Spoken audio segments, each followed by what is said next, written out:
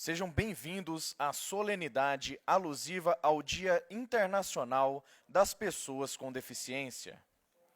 Faremos agora a audiodescrição do local onde a cerimônia está acontecendo. Estamos no auditório do subsolo do Bloco A da Esplanada dos Ministérios, em Brasília, Distrito Federal. Ao meu lado há uma grande mesa com detalhes em madeira clara, onde as autoridades se sentarão, em cadeiras pretas com estofado vermelho. Atrás delas temos bandeiras de todos os estados brasileiros. São bandeiras bem coloridas que estampam as cores das nossas riquezas e da força do povo brasileiro. À frente da mesa das autoridades, o público está sentado em cadeiras na cor azul e com estofado na cor vermelha. O carpete que forra o piso é na cor azul. As paredes laterais deste grande auditório são cobertas por finos pedaços de madeira em tom claro. E também de cada lado do auditório há dois grandes telões, onde serão projetados todos os vídeos e apresentações que serão exibidos neste evento. Na parte de trás do auditório está localizada a cabine de som, com vidros escuros, onde os técnicos estão trabalhando para levar a melhor qualidade de áudio e vídeo aos que nos acompanham por meio das redes sociais. E convidamos para a composição do dispositivo de honra a Ministra de Estado da Mulher, da Família e dos Direitos Humanos, Cristiane Brito.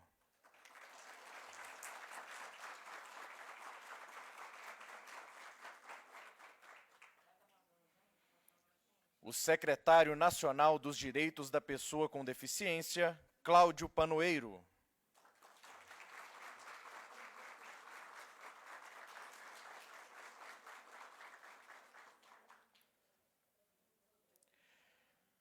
A secretária executiva adjunta do Programa Nacional de Incentivo ao Voluntariado, senhora Lilian Cardoso, representando a primeira-dama do Brasil, Michele Bolsonaro.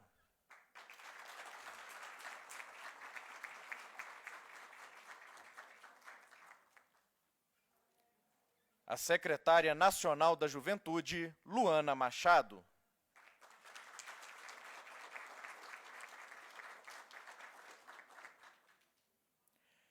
A coordenadora geral de Tecnologias Habilitadoras, CGTH, senhora Luciana Landim Carneiro Estevanato, representando o ministro de Estado da Ciência, Tecnologia e Inovação, Paulo Alvim.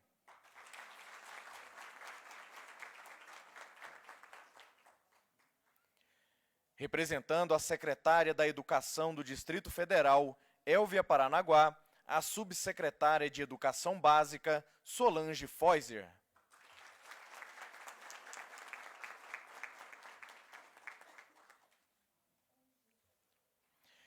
Representando a reitora da Universidade de Brasília, Márcia Abraão Moura, o professor Natan Monsores.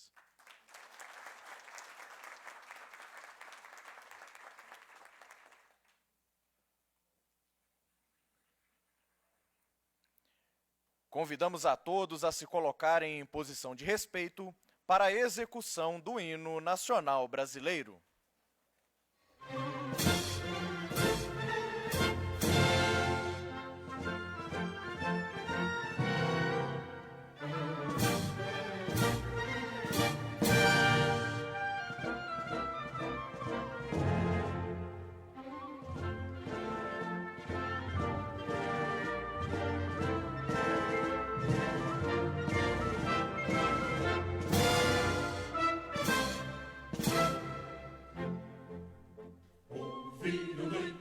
Nas margens plácidas de povo heróico, bravo, retumbante, do sol da liberdade em raios fúlgidos, brilhou no céu da pátria nesse instante.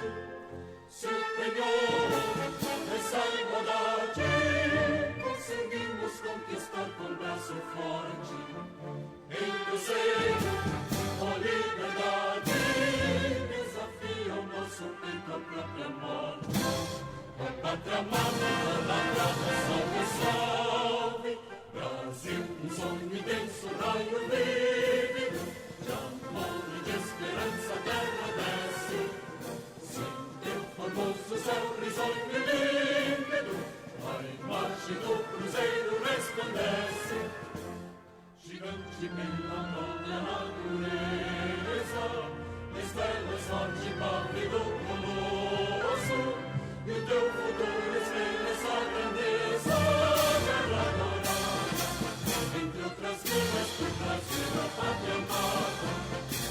filhos deste sol mais gentil, pátria amada Brasil. Deitado eternamente em berço esplêndido, ao som do mar e a luz do céu profundo, fulguras o Brasil, florão da América, iluminado ao sol do novo mundo, do que a terra mais ardida, desde os sonhos lindos campos tem mais flores, nossos bosques têm mais vida, nossa vida no teu seio mais amor. Pátria amada, idolatrada, salve, salve, Brasil de amor eterno seja símbolo, um labaruto sentas estrelado, e diga o verde louro desta flor, mas no futuro e glória do passado, os sedes da justiça clama forte, verás que o filho teu não foge à luta, nem teme quem te adora a própria morte, terra morada, entre outras vilas tem próxima pátria amada, os filhos deste sol mais gentil, pátria amada Brasil.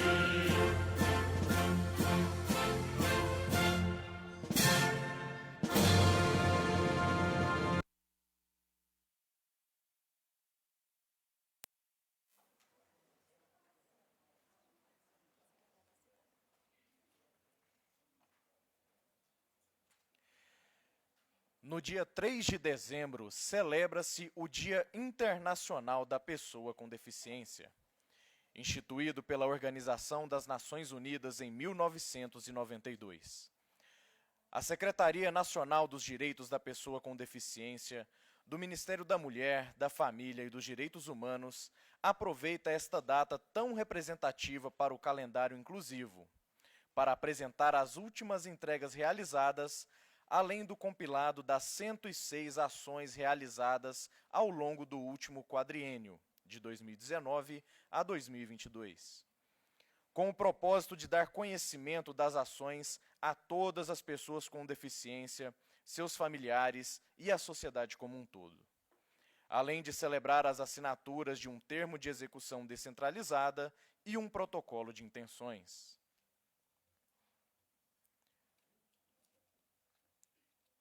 Registramos e agradecemos também a presença das seguintes autoridades: o chefe do Gabinete Ministerial do Ministério da Mulher, Família e Direitos Humanos, Marco Carvalho, a secretária executiva do Ministério da Mulher, Família e Direitos Humanos, Viviane Pettinelli, o secretário adjunto da Secretaria Nacional de Proteção Global, Eduardo Miranda Freire, a presidente substituta do INSS, Larissa Andrade, o secretário nacional de Paradesporto do Ministério da Cidadania, José Antônio,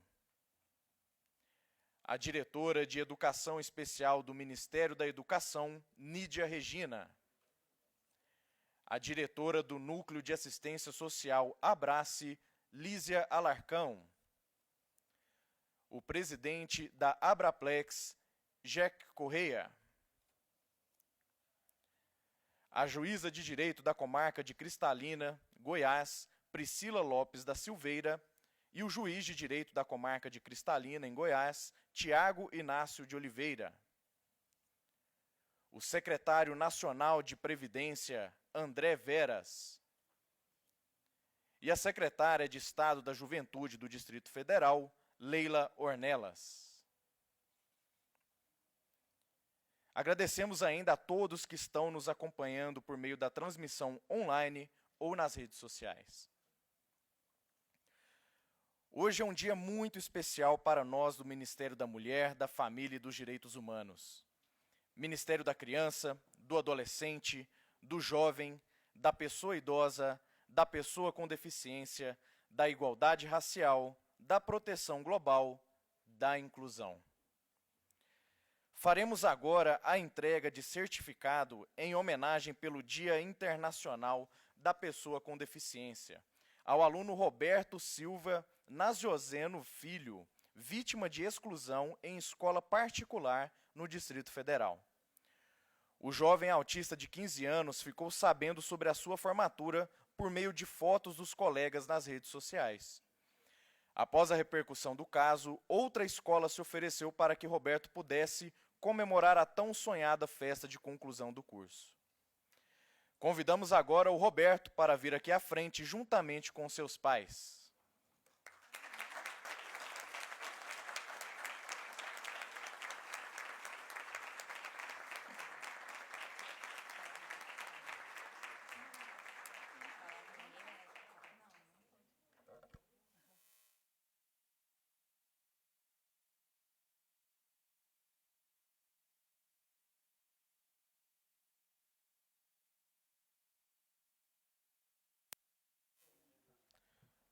Convidamos...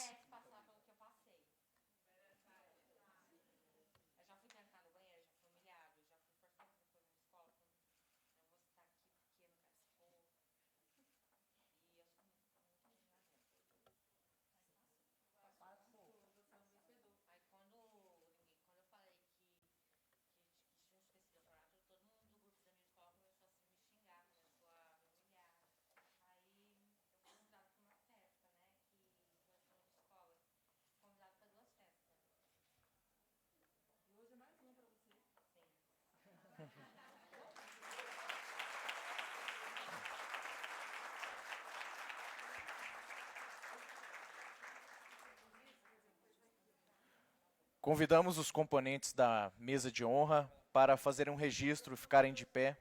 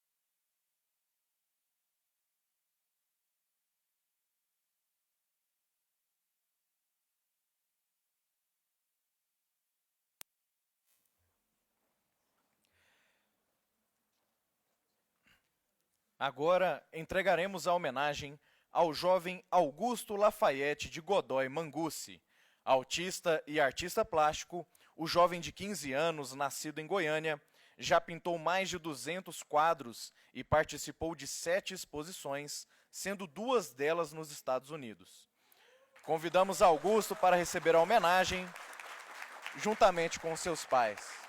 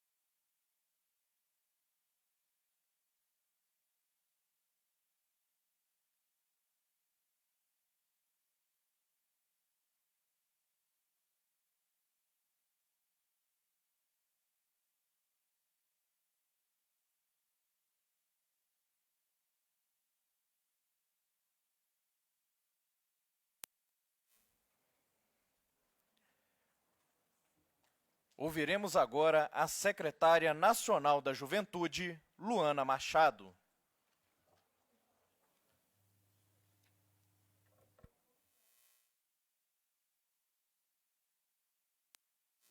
Bom dia a todos. Queria cumprimentar a ministra Cristiane Brito, ao secretário Cláudio Panoeiro, a secretária executiva Lilian Cardoso, subsecretária Solange, a coordenadora Luciana Landim e o Natan. E, cumprimentando a mesa, eu cumprimento a todas as autoridades que estão aqui presentes, a todos os convidados. E me apresento, né? Meu nome é Luana Machado, eu sou secretária nacional de Juventude e, mais do que nunca, gostaria de fazer minha autodescrição. Afinal de contas, né? Hoje é um dia muito especial. Eu sou loira, eu tenho 1,67 m, estou vestindo um vestido preto, um sapato fechado preto, uso brincos dourados, sou fofinha. Não estou acima do peso, eu só sou fofinha, tá? E tem uma marca. Minha marca é o sorriso. Sempre eu estou sorrindo. Eu sou muito feliz. E eu sou muito feliz por estar aqui hoje, né? Estou à frente da pasta, somente 4 meses. E quando tive o convite de vir aqui para o Ministério, o que me moveu foi uma missão. Porque eu acredito que, quando nós investimos nos jovens, nós não só damos a resposta para a sociedade, mas nós damos a resposta para a sociedade por gerações. Então, eu vim com essa missão e, conhecendo um pouco, né, da história da juventude, vim como secretária de Estado de Juventude do Distrito Federal. Aqui nós estamos com a Leila, a secretária do Distrito Federal. Nós sabemos que a história, né, de direitos da juventude é uma história muito recente. Somente em 2010 foi quando os jovens eles são incluídos na Constituição, né, como prioridade. E somente em 2013 é sancionada uma lei onde o Estatuto da Juventude ela traz, né, os direitos, os princípios e as diretrizes das políticas públicas que seriam feitas para todos os jovens. É muito recente tudo, né? Muita coisa já foi feita. Mas, quando nós vemos coisas como aconteceram com o Robertinho, nós vemos que ainda temos muito a fazer. E essa missão que me fez vir, né, para o federal, é porque esse Ministério de Direitos Humanos, da mulher, da família, ele tem lutado para que aquilo que o presidente falou que seria uma prioridade para ele, que nenhum dos brasileiros ficariam para trás. Esse ministério, ele fez isso acontecer. E eu sou testemunha disso. Então, me sinto honrada. Nós estamos terminando um ciclo, né? Eu me sinto extremamente honrada de poder fazer parte dessa história. Temos aqui muitos companheiros de luta, né? Esses 4 meses foram meses intensos, meses de muitas entregas, de muitas coisas que foram feitas, mas tem companheiros aqui que estão lutando há 4 anos, né? E muito tem que ser feito. Mas é um dia, hoje, de comemorar o muito que já foi feito. E nós vamos fechar um ciclo. Com certeza, todos, né, como eu estava conversando ali com o secretário Cláudio, eu falei, secretário, como é que está seu coração? Está feliz? Ele falou assim, estou feliz. Porque nós vamos fazendo, construindo, lutando, né, lutando por todos, né, e para que nenhum fique para trás. Mas hoje é um dia de falar, fizemos muito. Então, eu quero agradecer, ministra, e quero parabenizar, né, não só o secretário Cláudio, mas todos que fazem parte desse ministério, por todas as conquistas, por tudo que está sendo entregue para a sociedade. Nenhum ficou para trás. Muito obrigada.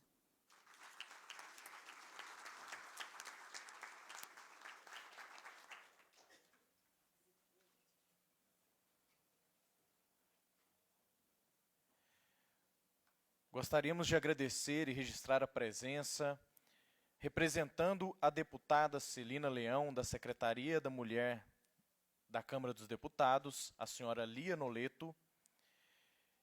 E representando a Secretaria Nacional de Assistência Social do Ministério da Cidadania, Deusina Lopes da Cruz.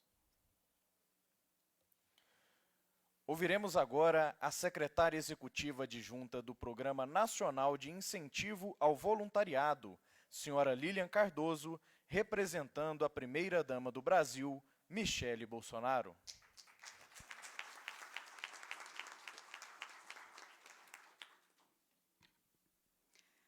Bom dia a todos.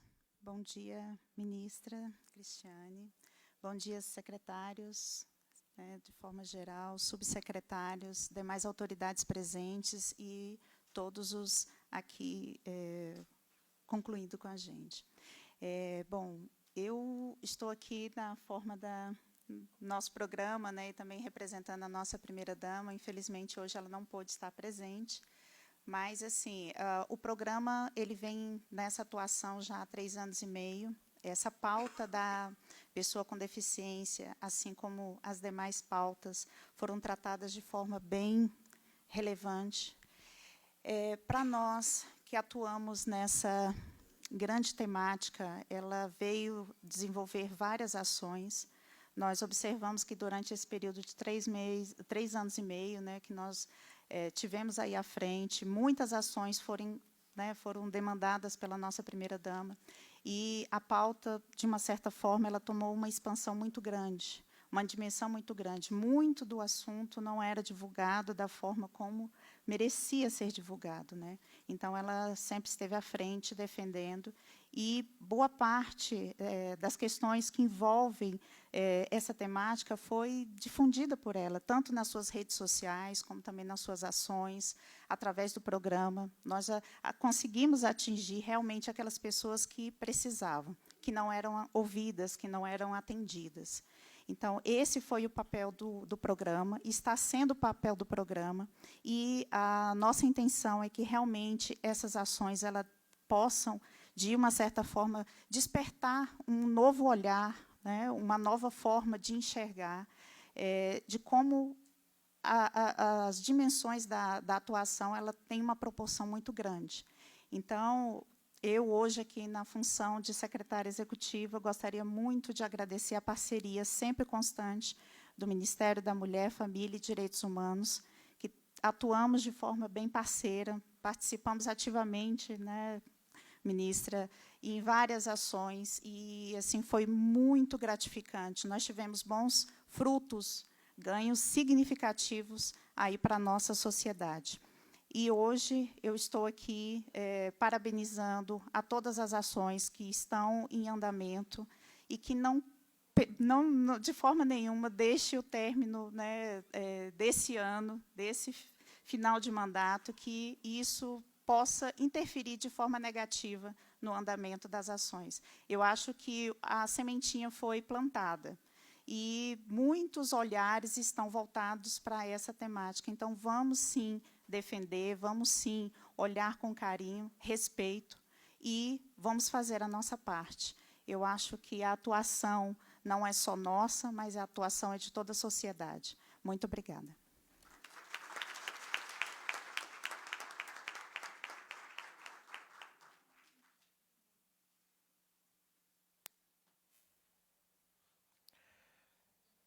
Passamos a palavra à representante da secretária da Educação do Distrito Federal, Elvia Paranaguá, a subsecretária de Educação Básica, Solange Feuser.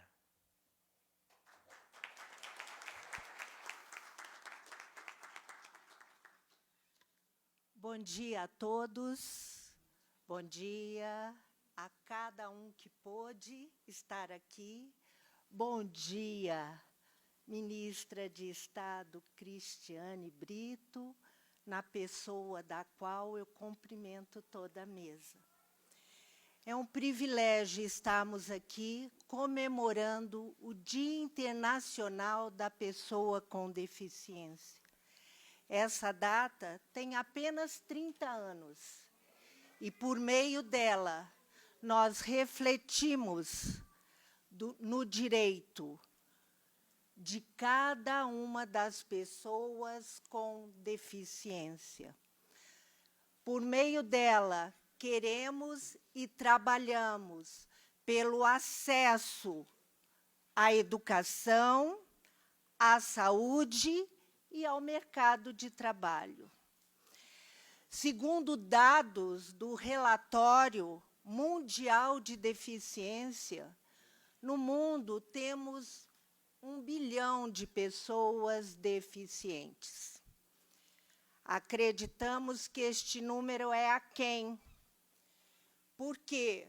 Porque existem países que obrigam a mulher a fazer um aborto, do qual eu sou totalmente contra. Totalmente contra.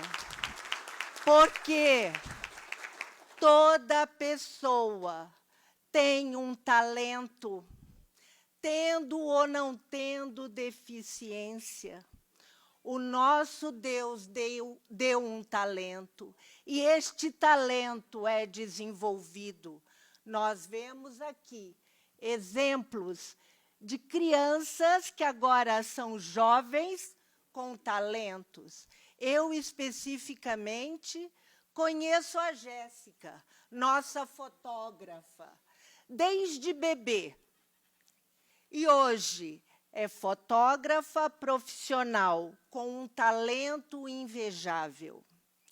Então, acreditamos literalmente no potencial de cada pessoa, porque somos criaturas únicas. E o mais interessante é que nós hoje estamos numa condição de normalidade. Coloco normalidade entre aspas. Por quê? Porque não sabemos se amanhã não estaremos também comemorando por fazer parte literal do Dia Internacional da Deficiência. Hoje eu enxergo. Amanhã eu posso não enxergar. Hoje eu escuto. Amanhã eu posso não escutar. Então, hoje eu ando, posso não andar. E não sei quantos anos eu terei, mas posso também ter Alzheimer ou Parkinson. Então, nós que hoje estamos numa condição, estamos mesmo, numa condição de normalidade, temos que lutar incessantemente para incluir todos.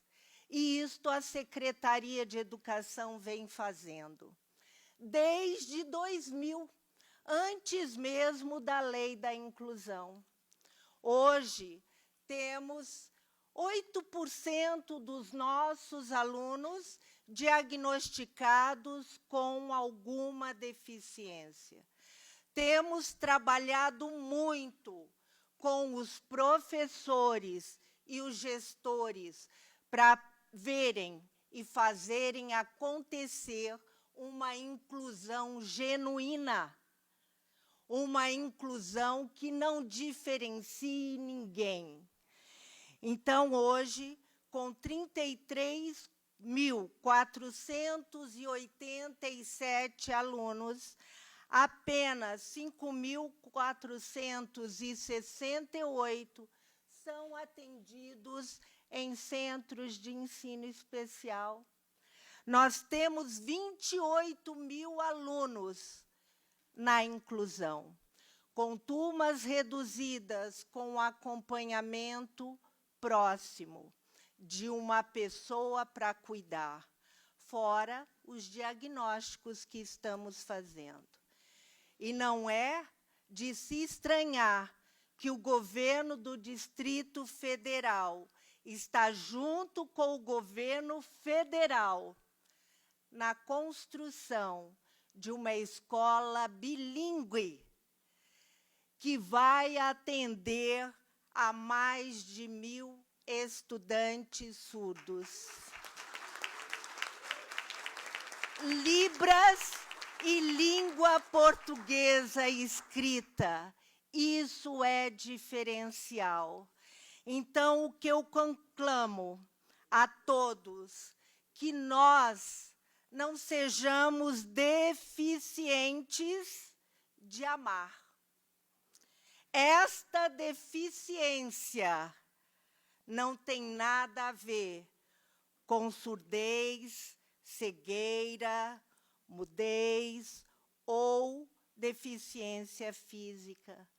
Ela se refere a todas as pessoas que ouvem, mas não querem escutar, que enxergam, mas não querem ver, e que, apesar de poderem falar, estão caladas agora. É momento de estarmos à frente dessa inclusão, inclusão de todos. Agradeço a preciosa oportunidade da Secretaria de Estado de Educação estar aqui trazendo a entrega ou as entregas da inclusão e do atendimento das pessoas com deficiência. Em nome da nossa secretária, professora Élvia Paranaguá, que continuará à frente da Secretaria de Educação, queremos fazer mais, muito mais, porque todos nós precisamos ser incluídos. Muito obrigada.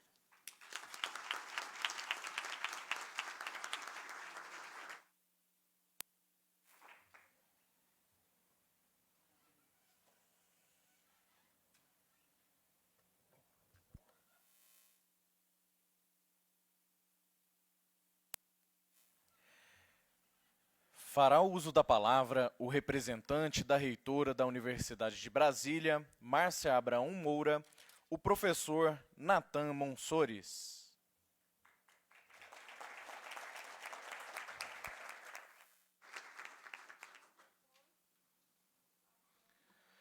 Bom dia a todos.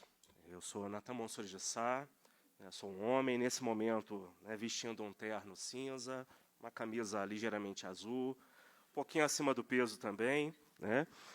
Mas, enfim, eu queria, em nome da professora doutora Márcia Abraão Moura, reitora da Universidade de Brasília, cumprimentar a ministra Cristiane Brito, o secretário Cláudio Panoeiro, e, em nome dele, cumprimentar os demais membros aqui dessa mesa e as pessoas presentes nesse auditório, hoje quase repleto aqui de pessoas.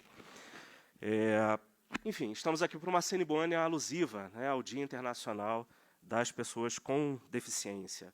O tema escolhido pela ONU nesse ano para discussão, para lembrar esse dia, lembrar essa semana, é a questão das soluções transformadoras para o desenvolvimento inclusivo, e qual o papel da inovação na promoção de um mundo acessível e equitativo. Enquanto universidade, e falo isso em nome de todo o setor acadêmico, não só da Universidade de Brasília, mas das universidades federais, enfim, de pesquisadores espalhados pelo mundo inteiro também, que trabalham na temática das pessoas com deficiência, é importante lembrar que o setting, o cenário atual de desenvolvimento no campo de tecnologias assistivas, estratégias inclusivas, pedagogias da diferença, elas têm se situado primariamente dentro dos espaços universitários. Pesquisadores e estudantes têm se dedicado parte das suas carreiras e das suas vidas a tentar apoiar políticas públicas, o desenvolvimento de políticas informadas e baseadas em evidências, para que as pessoas que vivem dentro de todas as diferenças possíveis sejam incluídas, tenham acesso a seus direitos. Então, em nome da Universidade de Brasília, eu queria agradecer, em primeiro lugar, a parceria do Ministério da Mulher, da Família e dos Direitos Humanos, que tem, numa parceria muito salutar, intermediada pelo secretário Cláudio, pela Adriana, que está aqui também presente, pela Vânia. É importante lembrar os nomes aqui das pessoas que têm sido parceiros da universidade nesse processo. Eu queria agradecer, né, agradecer o apoio, agradecer a parceria. Nós temos feito, né, através dessa parceria, uma série de trabalhos, uma série de pesquisas, né, relacionadas à qualidade de vida, acesso a direitos, né, a compreensão, né, dos aspectos biopsicossociais das pessoas que vivem, né, com doenças raras aqui no Brasil. E não só, né, enquanto chefe do Departamento de Saúde Coletiva, também da Universidade de Brasília, né, é importante lembrar que a parceria também com esta casa aqui, né, nos permitiu fazer uma série de reflexões relacionadas a esses aspectos biopsicossociais das vidas, né, das pessoas que vivem com deficiência. Então, eu queria deixar aqui, né, esse lembrete, um agradecimento por essa parceria, né, muito salutar, dizer que, de nossa parte, né, o esforço para a manutenção dessas iniciativas de pesquisa, de desenvolvimento e inovação, né, ele continua, né, trabalhando ali na perspectiva de Estado, né, de inclusão de direitos, né, para as pessoas historicamente excluídas, né, no nosso país. Enfim, não vou me alongar muito, porque tem outras autoridades aqui para falar também, mas queria deixar esse agradecimento, né, e lembrar, né, precisamos inovar mais, né, precisamos trabalhar para que as pessoas não sejam tratadas de forma desigual a partir das suas diferenças, mas para que a gente tenha um mundo mais equitativo, um mundo mais justo, em que as pessoas possam viver toda a sua potencialidade dentro daquilo que elas mesmas consideram, né, seus direitos, seus deveres, né, aquilo que elas podem fazer por si e pelas outras pessoas também. Então, meu muito obrigado e um bom dia a todos.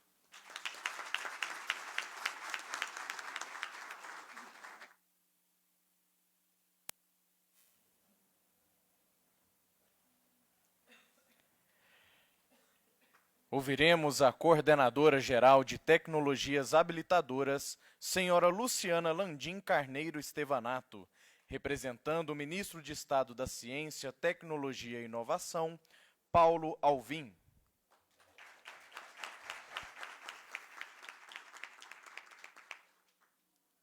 Bom dia a todos. Bom dia, ministra, secretários, secretárias, né, e todos aqui presentes, as demais autoridades. Obrigada pelo convite. Eu estou aqui representando o ministro Paulo Alvim, né, uma grande responsabilidade. Mas eu gostaria também de me apresentar, né. Eu sou Luciana Landim. Eu faço parte da equipe técnica no Ministério, da Secretaria de Empreendedorismo e Inovação, que é responsável pela pauta de tecnologia assistiva, né. Gostaria também de fazer a minha audiodescrição. Sou mediana, altura mediana, pele mais clara, cabelos escuros, rabo de cavalo. Estou usando uma blusa estampada de preto e branco, calça preta. Não queria dizer não, mas eu sou mais fofinha um pouquinho, né? Ano que vem espero que seja diferente, mas, enfim. E eu gostaria de agradecer, em nome do Ministério, a parceria importante que a gente tem desenvolvido com o Ministério da Mulher, da Família e dos Direitos Humanos e também com outros ministérios, aqui junto ao governo federal, né, em busca do desenvolvimento, principalmente do desenvolvimento tecnológico e da inovação, né, envolvendo tecnologia assistiva.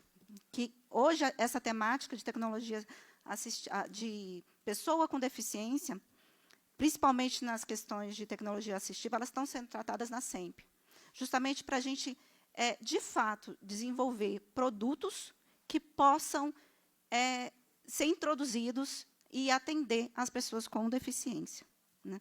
E eu gostaria de comentar algumas ações que têm sido desenvolvidas, especialmente a elaboração do Plano Nacional de Tecnologia Assistiva, que foi lançado no final do ano passado, né? Foi uma elaboração conjunta no âmbito do Comitê Interministerial de Tecnologia Assistiva, que é coordenado pelo MCTI, do qual fazem parte o Ministério da Mulher, da Família e dos Direitos Humanos, o Ministério da Educação, o Ministério da Cidadania e o Ministério da Saúde, né?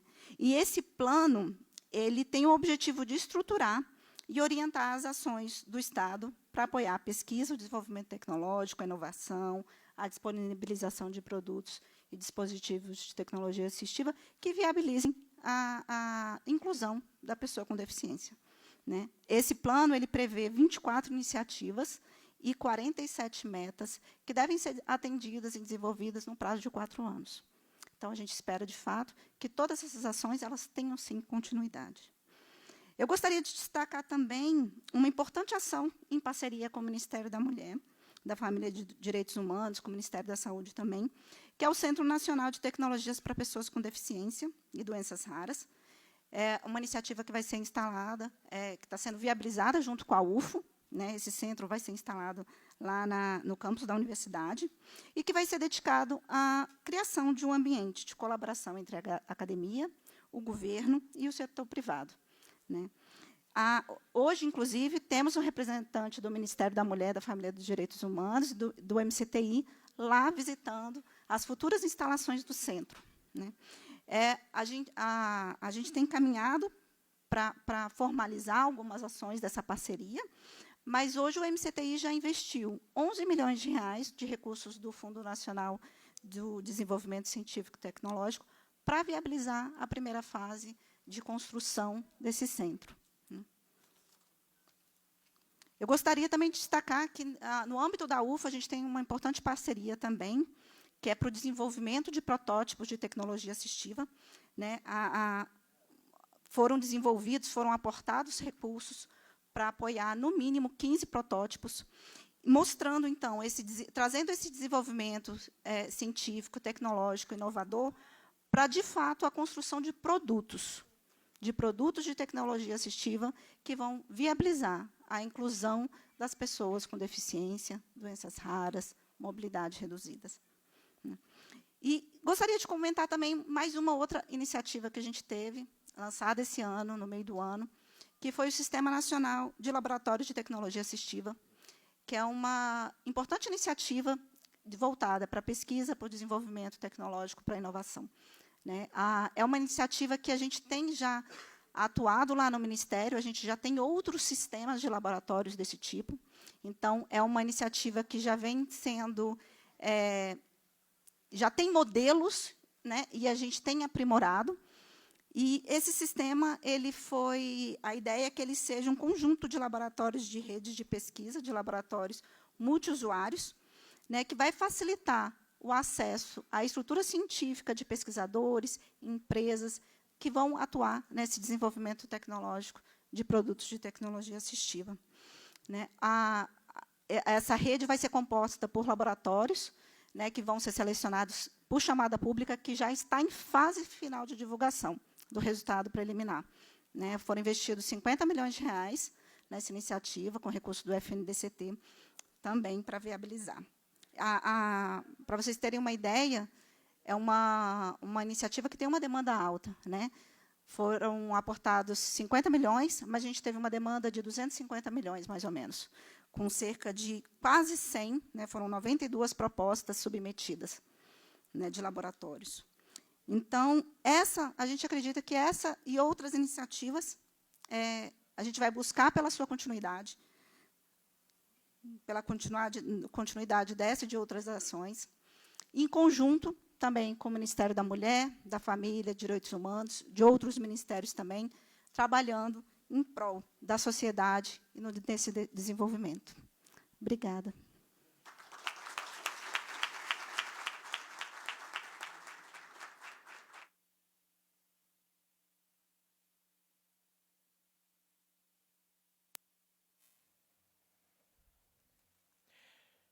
Neste momento, o secretário nacional dos Direitos da Pessoa com Deficiência, Cláudio Panoeiro, fará um balanço das ações desta secretaria.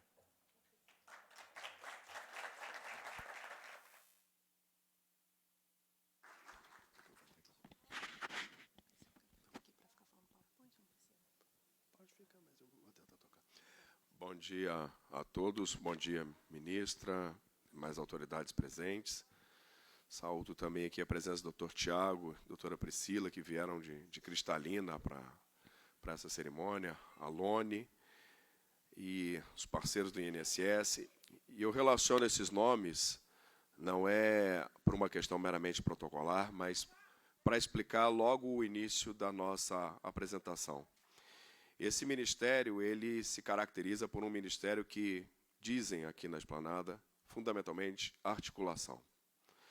E a articulação ela pressupõe o diálogo com outros parceiros para que nós possamos construir ações em favor do nosso público, no caso das pessoas com deficiência. Ministra, a nossa secretaria ela tem como o resumo das suas atuações exercer, fomentar, apoiar, estimular, coordenar e orientar ações em favor das pessoas com deficiência. Todos esses verbos, eles nos empurram para os braços desses parceiros. Hoje, no Brasil, de acordo com os dados da Pesquisa Nacional de Saúde, nós temos em torno de 17,3 milhões de pessoas com deficiência, com algum tipo de deficiência. E essas pessoas pedem políticas públicas. Como é que nós fazemos essas políticas públicas? Em primeiro lugar, fazemos com recursos. Nosso Ministério destinou à Secretaria recursos nesses 4 anos que nos permitiram realizar muitas das ações. É verdade, tivemos um decréscimo no ano de 2020, mas decorrência da pandemia, onde todos foram sacrificados e a Secretaria não foi diferente. Mas esses recursos, pelo que se pode ver da apresentação, eles vêm subindo ao longo dos anos. É claro que sempre, como Secretaria, nós queremos mais, mas o que se percebe é um movimento de crescimento desses recursos, seja da parte do orçamento que vem do Poder Executivo, seja daquilo que vem através de emendas parlamentares. A partir desses recursos, nós então damos passo para as nossas ações. Destaco aqui vou listar algumas delas e explicar rapidamente para que todos possam entender do que a gente está falando. A primeira, a avaliação biopsicossocial. O Ministério trabalhou fortemente na construção do novo instrumento da avaliação biopsicossocial e, acima de tudo, do decreto que vai regulamentar a avaliação biopsicossocial. Hoje, esse decreto essa minuta e proposta de decreto já é um consenso entre todos os parceiros e precisamos vencer trâmites administrativos para que a avaliação efetivamente aconteça. Após o cadastro inclusão, e eu peço aqui aos colegas que tragam o prêmio, o cadastro inclusão, o que é? Nós reunimos numa única base de dados todas as pessoas com deficiência que estão incluídas no benefício de prestação continuada e na aposentadoria especial da pessoa com deficiência. São 3,5 milhões de brasileiros que estão nesse cadastro hoje. Representam 20%, portanto, daquela população de 17,3 milhões. Qual é a grande vantagem do cadastro? O cadastro permite hoje gerar o chamado certificado da pessoa com deficiência. Os últimos dados apontam para em torno de 81 mil certificados emitidos para as pessoas com deficiência. Desse público de 3,5 milhões, a meta a ser alcançada. O que isso representa, esse certificado? Antes, a pessoa com deficiência, para poder comprovar essa mera condição, ser uma pessoa com deficiência, ela precisava buscar um médico, ela precisava procurar uma repartição, se fosse uma questão relacionada à educação, buscar um parecer de um especialista de educação que atestasse condições especiais, uma prova em braille, um horário estendido, um intérprete de Libras, acompanhando eventualmente numa prova. Porque a condição da deficiência não estava comprovada. O certificado, a pessoa entra no Meu INSS hoje, preenche alguns campos, clica e consegue gerar um certificado. Ora, é o próprio governo dizendo, eu sei que você é uma pessoa com deficiência, isso a gente não precisa discutir mais. Nada de peregrinar, nada de filas. Você junta esse documento ao seu pedido, preenche os demais requisitos da política pública, se for uma política que tenha como critério renda, por exemplo, como é o BPC, e você pode desfrutar do seu direito. Nada de burocracia. É isso que o certificado e o cadastro de inclusão geram para as pessoas. O que é importante? Primeiro, os estados brasileiros podem entrar em contato com o Ministério e, a partir da nossa secretaria, estabelecer um ponto de contato e ter acesso a esse cadastro. Ou seja, nós não construímos o sistema para a gente, construímos para os estados e, posteriormente, chegará também aos municípios. Lançamos as bases com a vantagem. Os estados não precisam mais montar uma estrutura, fazer um cadastramento, ter um pessoal de informática, uma equipe dedicada a isso. Não. Nós oferecemos, nós disponibilizamos. E como essa é uma iniciativa tão inovadora, ela atende ao que a Constituição pede lá no princípio da eficiência, nós damos mais eficiência, mais resultado com menos atos, nós ganhamos um prêmio essa semana, ministra, de inovação da ENAP. Aqui eu exibo o prêmio.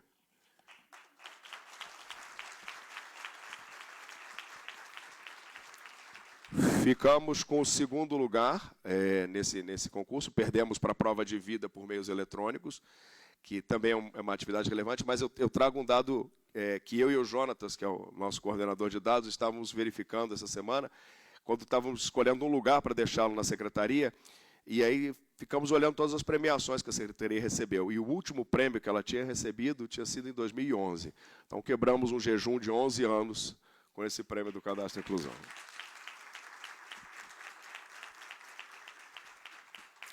Seguindo, temos o SISDEF. O SISDEF o que é? Um painel de indicadores. Na prática, ele hoje avalia educação, saúde, trabalho. A nossa ideia é ampliar para outras áreas.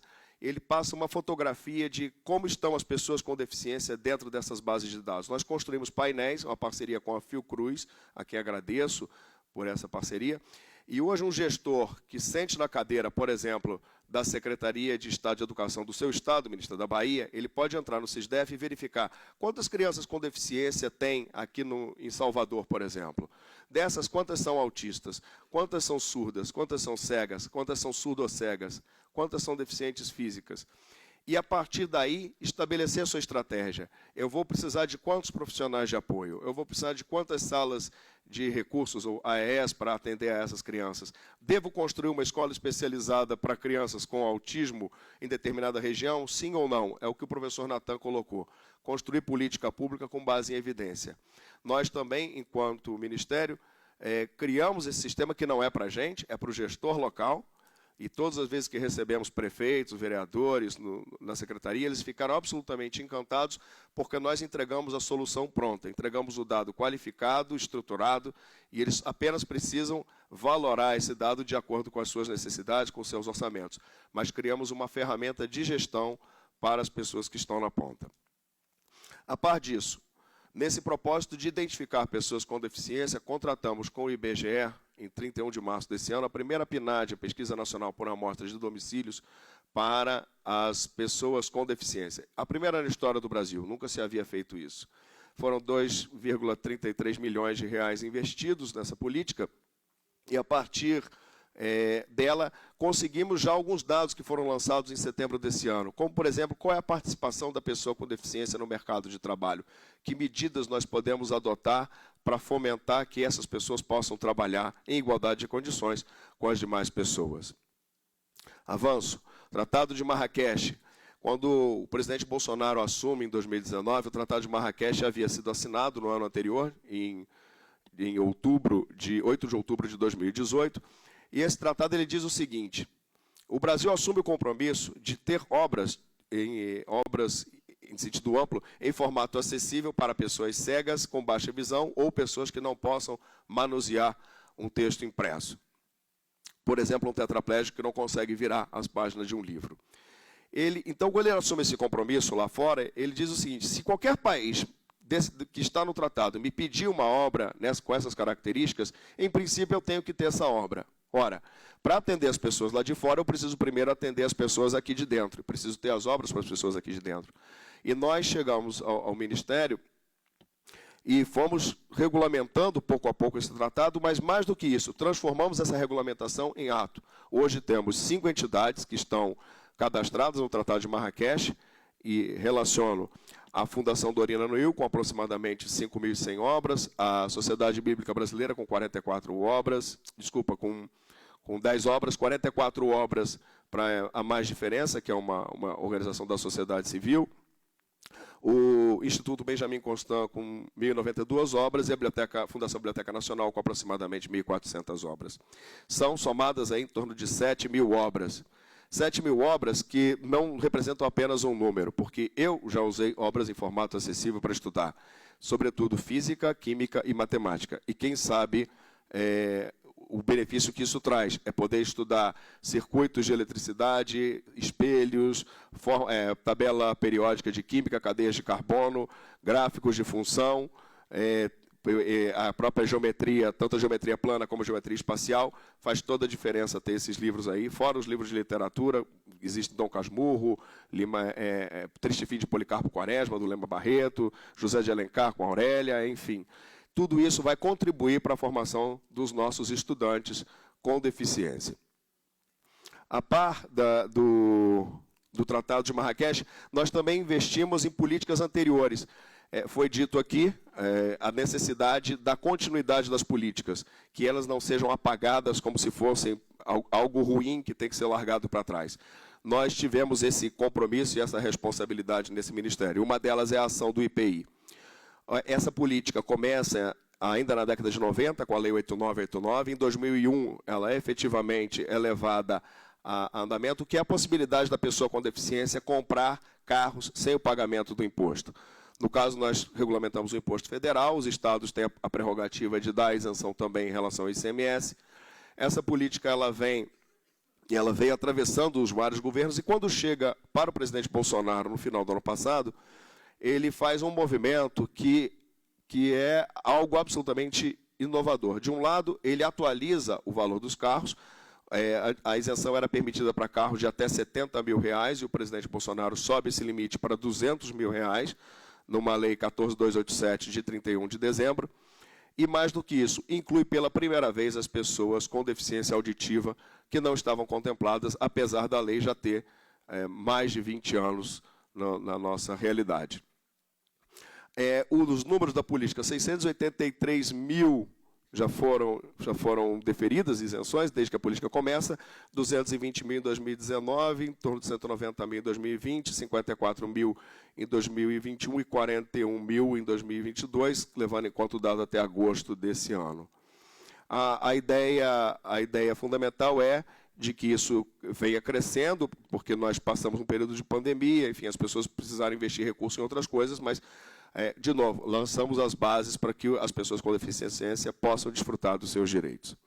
O dado seguinte, que o nosso Ministério também fez, foi a questão da isenção do imposto de renda, sobretudo pessoas que são aposentadas por invalidez, que conseguem essa isenção do pagamento do imposto, uma forma do Estado compensar de alguma maneira as dificuldades que elas vão enfrentar, e o acréscimo de 25% para o caso dessas pessoas que têm a necessidade precisam de alguma assistência. Voltando ao terreno da comunicação, o VLibras, uma das grandes conquistas do Brasil e que foi muito incrementada nesse governo. Quando a secretaria, essa política lá atrás, ela começou, havia em torno de 11 mil sinais que foram incorporados à biblioteca. Hoje nós chegamos a 21 mil sinais, 70 mil frases, 100 mil traduções diárias, o que equivale a um universo de 3 milhões de traduções por mês. Trago dois dados relevantes. O primeiro, o que é o VLibras? O VLibras funciona como se fosse um Google Tradutor para a língua de sinais. Tá? O surdo coloca uma palavra, uma expressão, um texto, uma frase na ferramenta, e então ele pede a tradução e aquilo se transforma numa tradução em língua brasileira de sinais. Isso é extremamente relevante. A compreensão da potencialidade dessa ferramenta é a mesma que qualquer um de nós aqui tentar escrever um texto em alemão, em francês, em inglês, enfim, e usar o Google Tradutor. É o que o VLibras faz. Ministra, o detalhe importante, 100 mil páginas na internet, eu conversei com o professor Tiago Maritan essa semana, 100 mil páginas na internet, entre públicas e privadas, inclusive grandes companhias telefônicas, utilizam o VLibras como ferramenta. Eu conversava com o Rodrigo, nosso diretor, sobre esse assunto e falava, olha, eu acho que o que deveria ficar para a secretaria era, se cada entidade dessa der R$100, a gente consegue juntar aí mais de 10 milhões de reais para investir no VLibras nos próximos anos e garante a sustentabilidade disso simplesmente com a ajuda das grandes companhias que utilizam o sistema. Avanço. Em relação ao consumidor, nós tivemos uma parceria muito exitosa, tanto com a secretária Juliana Domingues, como o secretário Rodrigo Roca. A primeira, em relação à possibilidade, o secretário Rodrigo Roca nos ajudou muito em relação à fiscalização dos serviços de banco e das empresas aéreas no atendimento às demandas das pessoas com deficiência, das mais variadas espécies. Mas o que a gente deixa de legado? O decreto do SAC, o decreto que regulamenta o SAC. Nós participamos ativamente da construção desse decreto e, digo, ministra, a portaria que vai regulamentar esse decreto foi construída dentro da nossa secretaria, dentro do nosso ministério. Foram o Rodrigo, o Sérgio Nascimento, Adriana Scorsi, que acabaram se debruçando, o próprio secretário, as assessorias, se debruçaram e apresentamos uma proposta de portaria que foi reproduzida praticamente na íntegra pelo Ministério da Justiça. Ela agora está sob análise de impacto regulatório na consultoria jurídica do Ministério da Justiça, mas essa marca, a portaria levará o nosso carimbo enquanto secretaria. Uma outra revolução, e aqui estão presentes o Dr. Caio e o Dr. Jacques, que nós tivemos foi no mercado de cinemas, na questão da exibição dos cinemas. O Brasil é, ministra, secretários e demais presentes, um dos países vanguardistas em termos de acessibilidade nos cinemas. Nós já tínhamos, desde 2017, uma instrução normativa que dizia que as nossas salas de cinema tinham que ter recurso em libras, em legenda e em audiodescrição, beneficiando aí surdos e cegos.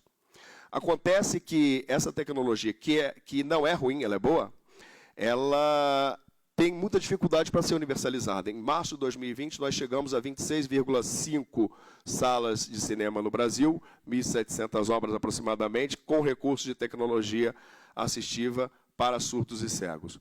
A partir dessa instrução normativa 165, de 29 de setembro de 2022, e aqui eu faço especial homenagem ao presidente da Ancine, Dr. Alex Braga, graças ao esforço dele e dos parceiros daqui do Ministério e de outras entidades, conseguimos produzir essa instrução normativa. Qual é a grande vantagem?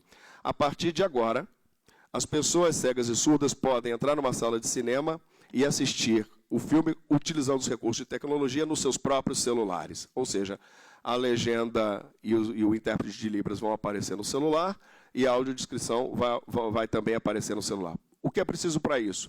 Que o filme seja produzido com esses recursos de acessibilidade e, claro, que a pessoa esteja ali e baixe o aplicativo correspondente para poder assistir o filme. Outras empresas, e conversar com o Dr. Caio e com o Dr. Jacques antes da cerimônia, outras empresas já estão interessadas em também se incorporar a esse mercado, inclusive a Paris Filme, que é uma das maiores produtoras de filmes no Brasil, trazendo a tecnologia para dentro dos seus filmes, ou seja, ampliando ainda mais esse universo, e é a nossa contribuição para a área da cultura. O Ministério também produziu uma portaria de acessibilidade, a portaria 636. Qual é a relevância dela? Primeiro, qualquer pessoa com deficiência que trabalhe no Ministério vai poder reivindicar as regras dessa portaria para tornar o seu espaço de trabalho mais acessível. Mas vai além a conquista dessa portaria. Ela nos permite, a partir do diálogo que nós temos com algumas secretarias municipais, levar o nosso modelo para essas secretarias e elas multiplicam imediatamente aquela boa prática. Ou seja, nós plantamos uma semente dentro do nosso ministério, ela é capaz de correr toda a esplanada e é capaz de chegar aos 5.570 municípios brasileiros. É só uma questão agora de começar a semear o que a gente já plantou por aqui. O PNTA, a doutora Luciana já fez especial referência a ele, eu acho que não é o caso de repetir. E aqui um dado que eu gostaria de trazer, crédito bebê acessibilidade. Aqui, não sei, os senhores não sabem, mas a ministra teve um papel decisivo no crédito bebê acessibilidade recentemente. O crédito bebê acessibilidade é uma linha de financiamento do Banco do Brasil subsidiada pelo governo, subsidiada pelo Tesouro, que permite a pessoas com deficiência comprar determinados produtos que eles precisam e que não têm condição, muitas vezes, de pagar à vista e por isso precisam fazer um empréstimo. Os produtos mais adquiridos são normalmente aparelhos auditivos e equipamentos para cadeiras de rodas ou para pessoas com deficiência física. O que aconteceu? Essa é uma portaria que ela vence a cada ano, porque as taxas de juros de um ano para o outro elas vão variando. Então é necessário fazer um ajuste para saber quanto o governo pode aportar para subsidiar esse juro. E a portaria venceu dia 31 de julho desse ano. E logo o segmento das pessoas com deficiência reclamou que a política estaria sendo descontinuada. E a ministra Cristiane foi comigo, com o Rodrigo, nós fomos para dentro do Banco do Brasil conversar com o presidente do Banco do Brasil, conversou também com o ministro Paulo Guedes, e a portaria foi assinada, foi renovado o crédito bebê acessibilidade. Acho que foi semana passada, a portaria 10.324 foi publicada, e o crédito bebê acessibilidade continua. Ele também sofreu uma atualização, porque que acontece? Como diz a doutora Luciana, as tecnologias elas vão sendo superadas com o tempo, a ciência não para, então é necessário fazer uma atualização, e essa atualização foi feita também nesse momento, então nós temos a versão mais moderna do crédito BB Acessibilidade. A doutora Luciana também fez menção à questão do financiamento, e aqui foi um edital inovador da FINEP, com 50 milhões de reais para selecionar 16 laboratórios para a produção de tecnologia assistiva, algo absolutamente inovador. Fico feliz quando ela traz os números que foram 92 entidades interessadas, o que significa dizer que teremos, nos próximos anos, bons frutos para a tecnologia assistiva. Semente da sua gestão, viu, ministra? O Centro Nacional de Tecnologia, como ela disse também, esse acordo, inclusive, ele está hoje tramitando administrativamente, sai ainda esse ano essa parceria entre o nosso Ministério, o Ministério da Ciência e Tecnologia, a Universidade Federal de Uberlândia e o Ministério da Saúde. Destaco ainda a política do cão-guia. Nós já produzimos muito em termos de cão-guia e havia a previsão, não foi possível trazer aqui, o Instituto Federal de Urutaí, em Goiás, está entregando neste mês de dezembro, até em alusão à data do Dia Internacional, 8 cães-guia para pessoas com deficiência. A par dos parceiros públicos, também existem os parceiros privados, alguns, inclusive, que trabalham com emendas parlamentares que tramitam pela nossa secretaria, como é o caso do Instituto Magros, em São Paulo, que já produziu de 2018 para cá, basicamente 19 e 20, portanto, dentro da gestão do presidente Bolsonaro, 55 cães-guia para atender as pessoas com deficiência. E estamos atentos, porque também existe um projeto no Espírito Santo da produção da Lisa, que é um cão-guia eletrônico.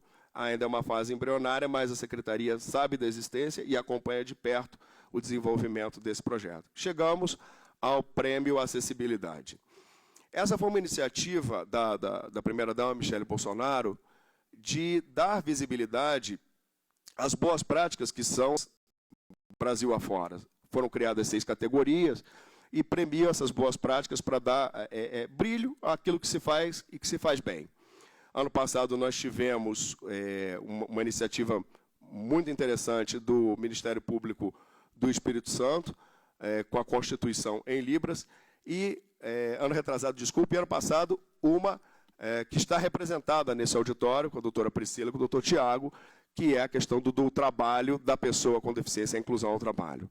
Eles têm um projeto muito interessante no Tribunal de Justiça de Goiás, onde eles recebem pessoas com deficiência e essas pessoas começam, às vezes, têm sua primeira oportunidade de trabalho no Tribunal de Justiça, realizam atividades administrativas e dali ganham alguma experiência e podem seguir para uma vida profissional. Eu pediria, inclusive, uma salva de palmas, doutora Priscila e doutor Tiago.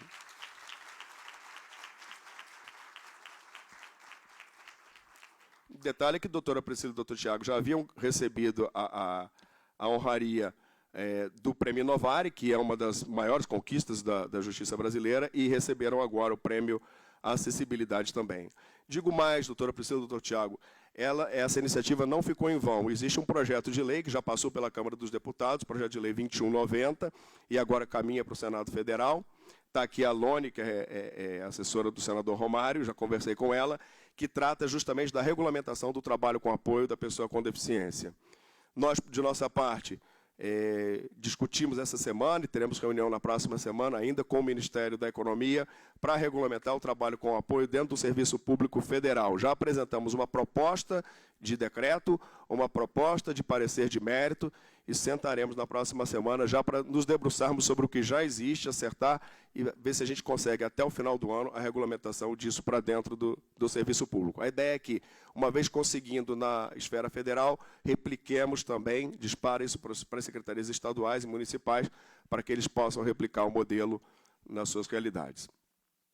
O setor de hotéis, a pessoa com deficiência também faz turismo, e uma das grandes preocupações da secretaria foi a de garantir que esse turismo seja feito em condições de acessibilidade.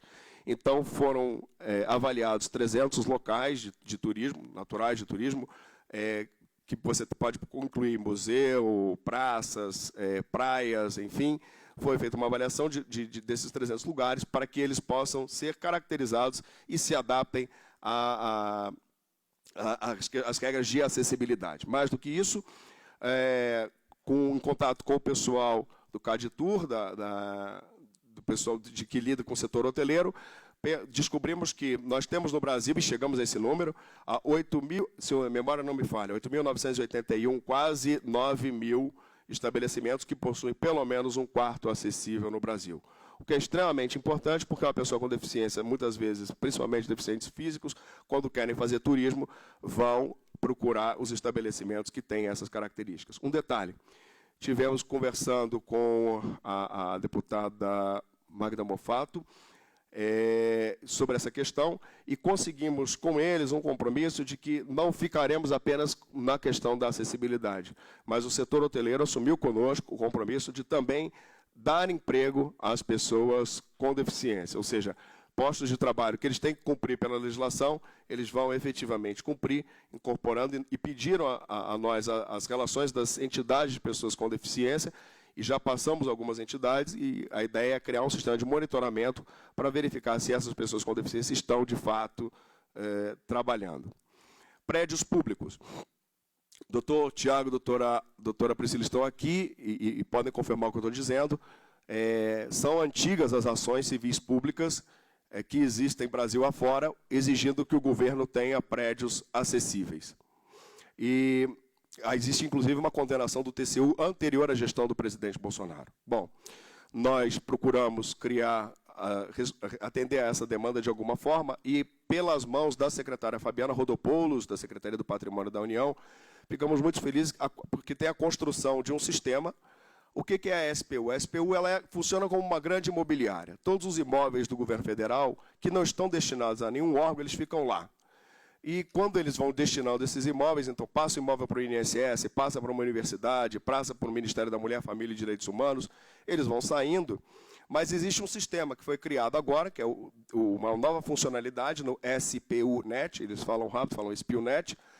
O SPU-Net ele terá uma funcionalidade para o gestor de cada imóvel informar: o meu prédio tem acessibilidade, o meu prédio não tem acessibilidade. E se não tem, é preciso estabelecer alguma forma de resolver isso. A nossa ideia é firmar uma parceria com a Caixa Econômica Federal, através de um CPS, um contrato de prestação de serviço, para que os engenheiros da Caixa possam fazer essa avaliação, identificando a debilidade e ela seja superada. Ou seja, o mais importante é ter num sistema, porque aí o gestor pode puxar, a partir de um clique, se aquele imóvel tem ou não tem o recurso de acessibilidade. A ecoterapia também foi uma preocupação, porque se volta fundamentalmente à população com autismo e as pessoas com paralisia cerebral. Nós não temos ainda regulamentado no SUS a ecoterapia, esse é um projeto de lei que caminha na Câmara dos Deputados, mas ainda assim o governo financia através de algumas entidades, uma delas a Andi Brasil, e financiou aqui 50 crianças entre Brasília e Tocantins, mas são mais de 450 unidades Brasil afora que realizam esse trabalho com crianças com autismo e paralisia cerebral utilizando a ecoterapia. Eu estive 2 sábados atrás no encerramento das atividades e pude testemunhar o depoimento de pais que contam que crianças que sequer andavam depois da ecoterapia começaram a caminhar e algumas até correndo, que era para os pais algo absolutamente indescritível. Faz parte também do nosso trabalho, ministra e demais autoridades. A nossa equipe com a Jane, com a Cibele, com o Micael, com a Jéssica, trabalham avidamente todos os dias para que isso aconteça e aconteceu.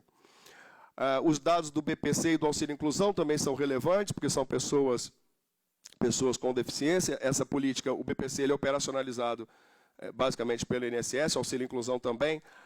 Tem 2,5 milhões de pessoas recebendo o BPC e 117 pessoas recebendo o Auxílio Inclusão. O que é o Auxílio Inclusão? É você trazer a pessoa com deficiência de volta para o mercado de trabalho e ele não perde o benefício de prestação continuada, fica recebendo metade desse benefício. Por quê? O grande receio da pessoa com deficiência é: eu entro no mercado de trabalho, perco o BPC, sou demitido e depois para eu reativar vai ser um problema, eu vou ficar sem recursos. O presidente Bolsonaro, numa medida muito corajosa, ele falou o seguinte: não, você pode ir que o seu benefício está garantido, você fica com metade dele aqui trabalhando, e se você perder lá, reativa aqui. E aqui eu dou um testemunho, eu falei anteriormente de prédios, e queria dar um testemunho. O presidente Guilherme Serrano, ele tem um projeto, 2 projetos que chamaram muito a nossa atenção. A partir das experiências que eles tiveram conosco, com pessoas com deficiência, o presidente criou um prédio inteligente para pessoas com deficiência aqui em Brasília, na sede do INSS. Então, você tem, diante dos elevadores, um QR Code.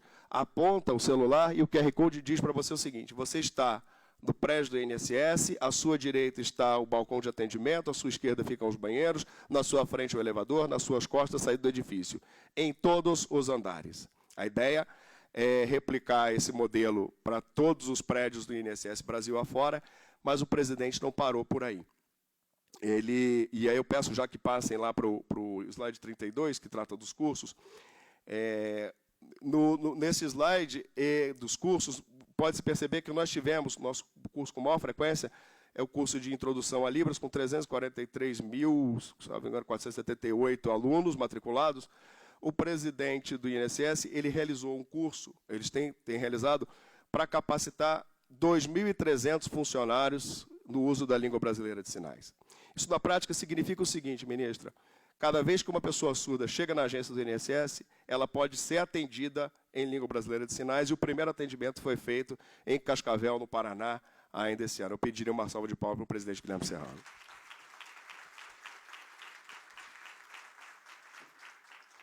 Avançamos pelas doenças raras. Quando a ministra Damares assume o ministério, ela tem a compreensão de que as doenças raras não devem ser vistas apenas como um problema de saúde. A pessoa com doença rara ela não se limita a medicamentos e tratamentos. Ela é uma pessoa e, como tal, ela tem que trabalhar, estudar, ela consome cultura, ela vai ao cinema. Então, era preciso dar um olhar de direitos humanos a essa pessoa. E cria uma coordenação de doenças raras, muito bem comandada aqui pela Adriana, e pela sua equipe, com a Vânia, ao seu tempo com a Camila, com a Lesita e com a Sara. E essa coordenação produz alguns resultados muito interessantes. Um decreto que cria essa coordenação e dentro da nossa estrutura. Depois cria um comitê. Um comitê, pode-se dizer, bom, mas mais um comitê dentro do governo federal? Não, um espaço para discussão das questões relacionadas às pessoas com doenças raras, nos seus diferentes aspectos: ciência, tecnologia, educação, saúde, trabalho, enfim. E esse comitê, ele faz dois movimentos que eu considero muito interessantes. O primeiro, ele abre uma consulta pública para estabelecer um plano de trabalho, ou seja, uma rota a seguir para os próximos anos. E vieram 90 contribuições, dessas 90 contribuições já foram incorporadas e foi construído um plano de trabalho. Ou seja, quem sentar na cadeira hoje da coordenação tem exatamente uma diretriz estabelecida e de forma democrática num diálogo com a sociedade. Mais do que isso, ela se aproximou das universidades, e aqui o professor Natan teve um papel determinante. O professor Natan, juntamente com a UNB, nos ajudou a partir de um curso, num primeiro momento, de um curso em Direitos Humanos, Saúde e Cidadania, justamente para trazer esse olhar da cidadania para dentro do tema das doenças raras. Foram criados cursos também com a Universidade Federal do Maranhão, com várias temáticas relacionadas às doenças raras. Foi feita uma parceria com o MEC, através do Novamec, que a gente constrói, são pequenas pílulas, vídeos de 1 minuto, 2 minutos, 3 minutos, falando de cada doença rara para a molecada nas escolas, para que eles possam saber o que é uma doença rara, que doença é aquela, fala rapidinho, para eles já poderem sabendo que existe essa diversidade na nossa sociedade. Mas é mais do que isso. E essa é uma razão do nosso encontro hoje. A assinatura de um termo de execução descentralizada para estruturar o chamado censo solidário. O que é o censo solidário? Eu falei lá atrás da primeira PNAD para pessoa com deficiência, que foi a primeira vez que a gente fez isso no Brasil. Agora nós estamos fazendo hoje, ministra, há poucos dias de encerrar a gestão, o primeiro censo solidário, um censo que vai avaliar exclusivamente pessoas com doenças raras. O Rômulo está aqui representando a FEPRA-Raras. E isso vai permitir o quê? Eu quero saber, essa pessoa, ela trabalha, ela não trabalha, ela recebe BPC, ela não recebe BPC, ela está aposentada, essa pessoa estuda, ela consome cultura. Quer dizer, quem é essa pessoa com doença rara? E a partir desses resultados, nós vamos poder desenhar políticas públicas verdadeiramente estruturadas para essas pessoas. Uma salva de palmas também para o professor Natan, por favor.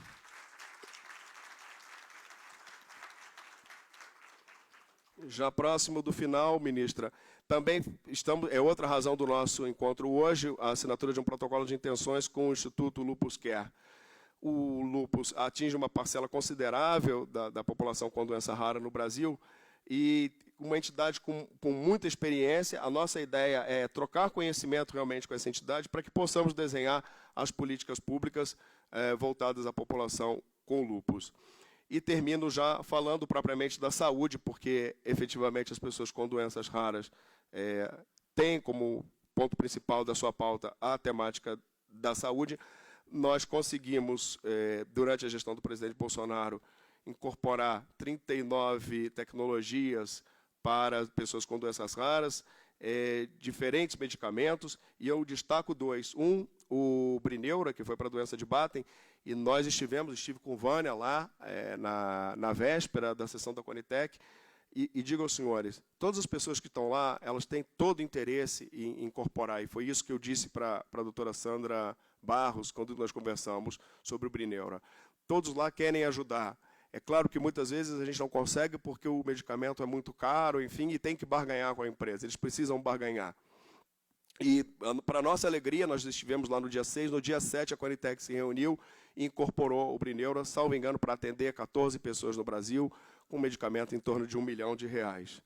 Mas, mais do que isso, essa semana, representando a senhora, ministra, estivemos no Ministério da Saúde para a incorporação do Zolgensma para a AME tipo 1, que é um medicamento que custa em torno de R$7 milhões, está sendo incorporado ao SUS, e com duas propostas absolutamente inovadoras. A primeira, um instrumento de compartilhamento de responsabilidade entre o SUS, entre o governo brasileiro e a empresa produtora, e a segunda, a possibilidade do alongamento do pagamento, ou seja, não vai se pagar tudo de uma única vez, porque a pessoa vai aplicando o medicamento e vai monitorando resultados, aplicando o medicamento e monitorando resultados. Isso vai sendo feito ao longo dos anos.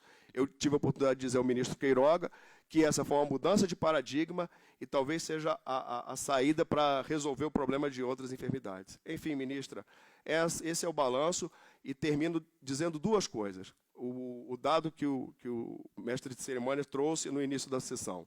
106 entregas em 48 meses. Se fizer uma conta rápida, dividindo um pelo outro, a gente chega a uma média de 2 entregas por mês, ou seja, uma entrega a cada 15 dias para as pessoas com deficiência, com uma gordurinha aí de 10 entregas. Segundo, não termina aqui. Nós temos um processo que está no gabinete da Secretaria Executiva, viu, secretária Viviane?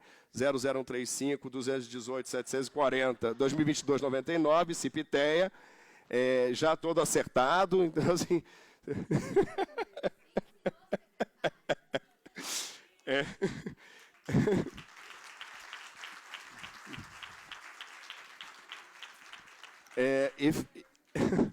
E fica o meu agradecimento a toda a equipe aqui, a todos aqueles que colaboraram, especialmente ao Rodrigo, ao Isaac e ao Felipe, que estiveram mais próximos, principalmente nesses últimos momentos.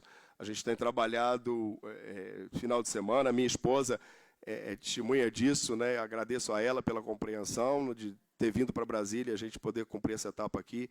Ao Luca, que está aqui, que é meu filho, também agradeço, porque o papai às vezes tem que ficar ausente para que isso ande, né? Então, muito obrigado a todos.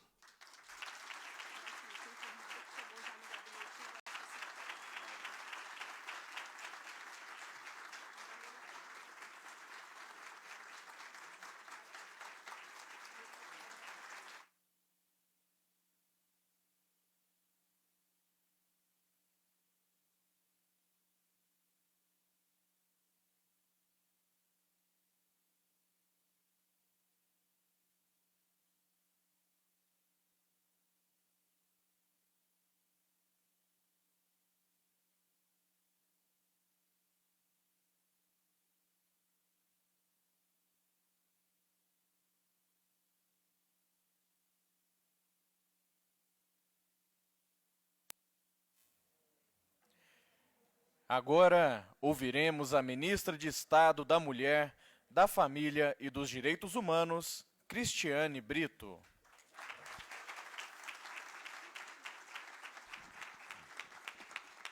Boa tarde, já é boa tarde a todos. Eu prometo que eu vou ser bem breve, eu sei que está todo mundo com fome. Eu vou pedir licença também para fazer a minha audiodescrição. Eu sou Cristiane Brito, este é meu sinal em Libras. Meus cabelos são castanhos, um pouco abaixo dos ombros. Eu sou branca, estou usando um brinco dourado, um óculos de artes pretas, eu estou usando um blazer, dizem que não é rosa, mas para mim isso é rosa, sim. Um blazer rosa, uma blusa rosa por baixo, uma calça preta, sapato preto. E, para quem não sabe, durante todos esses anos de gestão do governo Bolsonaro, toda a política pública construída na esplanada do Ministério não pôde perder de vista a pauta da inclusão. É por isso que todos nós aqui do nosso Ministério, a gente faz a nossa audiodescrição em respeito às pessoas com baixa ou sem nenhuma visão. Aqui tem muitas pessoas que estão nos assistindo pela EBC, pela internet, pessoas aqui também que podem estar hoje com algum problema de baixa visão, como é o caso do nosso secretário dos Direitos Humanos da Proteção Global, o Eduardo Mello. Então, secretário Eduardo, veja a importância, né, da gente fazer a nossa audiodescrição. Eu não falei se eu estou gorda, se eu estou magra, eu estou mais ou menos, tá? Fofinha. Depois que a gente vem para cá, a gente não tem como cuidar muito bem da alimentação, né? Então, eu não conheço nenhum secretário que entrou aqui que não engordou. Mas eu tenho 44 anos e sou mais ou menos um pouquinho cheinha, tá? Gente, depois de tudo que o secretário Cláudio falou, e eu vou pedir licença para cumprimentar todas as autoridades que compõem o dispositivo na pessoa do secretário Cláudio Panoeiro, pela seu exemplo de vida, pelo ser humano ímpar que é, por tudo que ele nos ensinou nesses meses aqui da sua atuação. Dizer que é um dia daqueles que, na verdade, a gente está celebrando o amor, a dignidade, a superação de dificuldades e, acima de tudo, o respeito às diferenças. Celebramos hoje a importância da acessibilidade, da garantia de direitos e da proteção contra qualquer tipo de discriminação. Todas essas entregas relatadas aqui pelas autoridades, todo o balanço que foi feito pelo nosso secretário Cláudio, representa muito para nós aqui do Ministério. Representa uma sensação de dever cumprido, de dizer que realmente nenhum brasileiro ficou para trás. Representa dizer que, de verdade, a gente cumpriu a determinação do nosso presidente Jair Messias Bolsonaro e da nossa primeira-dama, Michele Bolsonaro, de que a pauta da inclusão teria que ser a prioridade neste governo. E tudo parece muito difícil para algumas pessoas, mas aqui eu queria propor, como já foi um pouco proposto aqui de forma até inconsciente pela nossa subsecretária de Educação do GDF, um exercício diário a todos nós, de se colocarem sempre no lugar do outro. Porque, por exemplo, quando o cerimonialista faz isso, ele nunca mais vai esquecer que a contratação de um intérprete de Libras ou de realizar a audiodescrição de um lugar de evento é muito importante. Quando o arquiteto se coloca no lugar do outro, ele vai exigir que o prédio projetado por ele tenha todos os requisitos de acessibilidade. Quando o passageiro de ônibus faz o mesmo, ele reconhece que deve ceder o lugar reservado à pessoa com deficiência, à gestante ou à pessoa idosa. O mesmo vale para aquele que insiste em estacionar nos lugares reservados às pessoas com deficiência, para quem lança olhares de reprovação aos pais de crianças com autismo e aos que impõem barreiras às crianças com Down. E essa mágica toda acontece quando a gente entende que todas as dificuldades caem por terra, quando a gente constrói um mundo verdadeiramente sem barreiras. E precisamos nos colocar, principalmente, no lugar das mães de pessoas com deficiência ou com doença rara, pois elas decidiram se dedicar absolutamente aos seus filhos, e muitas delas não têm sequer um momento de repouso. O Mães do Brasil, que foi criado na Secretaria Nacional de Política para as Mulheres desse Ministério, ele vem com um dos eixos, e foi construído em parceria com a nossa primeira-dama, para as chamadas mães atípicas. A mãe de uma criança com deficiência, a mãe de uma criança com autismo, com doença rara, aquelas mães que estão em depressão, porque foram abandonadas algumas delas abandonadas pelos seus maridos, por seus companheiros, assim que receberam o diagnóstico. Elas que sonham um dia em voltar ao mercado de trabalho, sonham em voltar a estudar. Para essas mães que nós conseguimos construir uma política pública, essas mães invisibilizadas. Quem aqui não se recorda, na época do Zika vírus, de uma mãe que nós recebemos aqui, que ela passou 3 dias sem conseguir tomar banho, porque a sua filha, ela dava mais de 50 convulsões por dia, e ela não tinha com quem deixar sua filha, olhar sua filha enquanto ela ia tomar um banho. Para essas mães, que a gente também celebra dedica todas essas entregas, secretário Cláudio, que a gente não possa nunca deixar de olhar para aquelas pessoas que cuidam. Nós dizemos que toda essa emoção de ver pessoas aqui reunidas em prol de uma causa tão nobre também nos traz a esperança que essa pauta não será esquecida. Eu já faço aqui um agradecimento muito especial para a nossa primeira-dama, Michele Bolsonaro, a quem peço uma salva de palmas.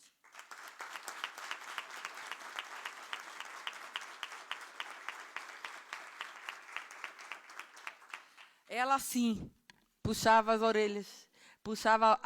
orelhas dos nossos ministros quando a gente se esquecia da pauta. Ela nos ensinou muito.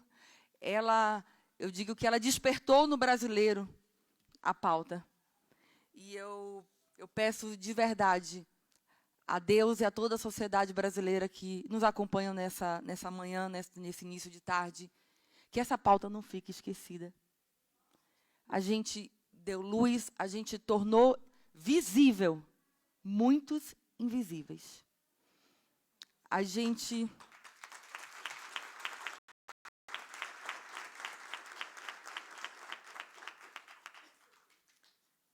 As doenças raras que foram relatadas aqui pelo secretário Cláudio Panoeiro, que muita gente não conhecia, sequer se falavam dos raros no nosso país. Eu também agradeço a todos os parceiros da iniciativa privada, todas as organizações que sempre estiveram conosco, mesmo nos momentos mais difíceis, como foi a pandemia. O Pátria Voluntária, por toda essa dedicação. E um agradecimento especial a toda a equipe da Secretaria Nacional dos Direitos da Pessoa com Deficiência, na pessoa do secretário Cláudio Panoeiro. Vocês foram brilhantes.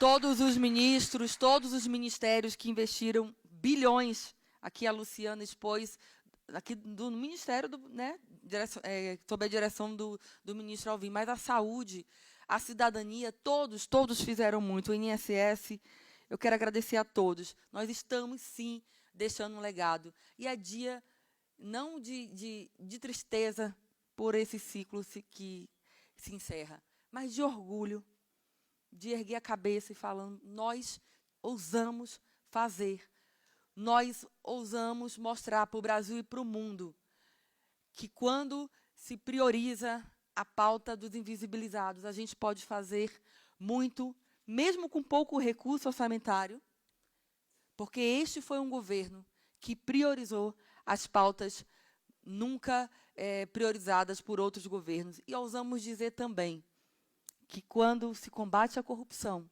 sobra dinheiro para muita coisa.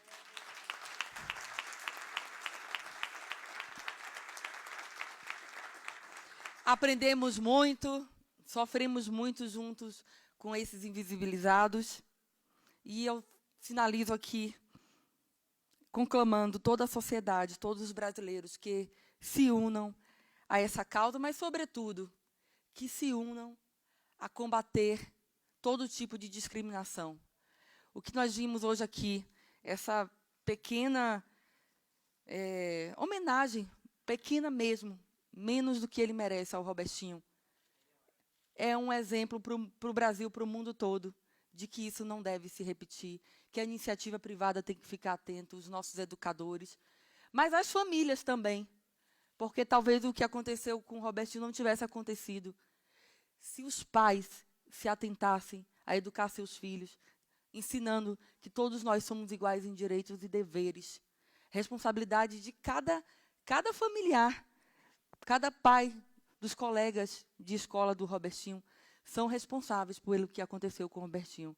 Mas que a gente não possa nunca mais, o Robertinho, ver isso acontecendo no nosso país. E a sociedade está, sim, atenta. Se não fosse isso, a gente não teria desconhecido 1 hora depois do acontecimento. E talvez o Robertinho não tivesse ali a compreensão no momento que ele recebeu o certificado do olhar de orgulho de seus pais. Orgulho pelo Robertinho, orgulho por tudo que ele representa e orgulho por tudo que ele nos ensinou com suas palavras aqui neste dia. Parabéns, Robertinho.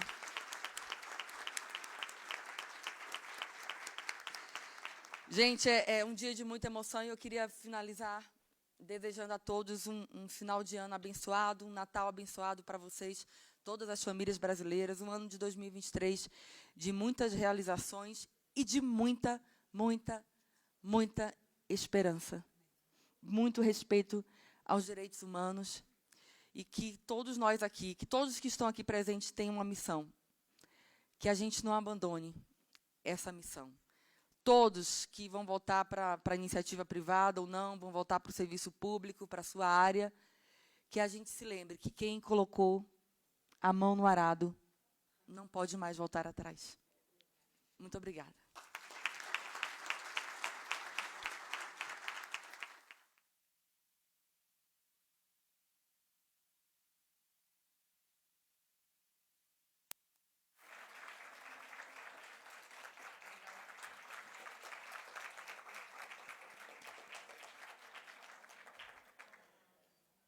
Agradecemos a todos pela presença, agradecemos também aos que nos acompanharam pelas redes sociais. Esta cerimônia está encerrada.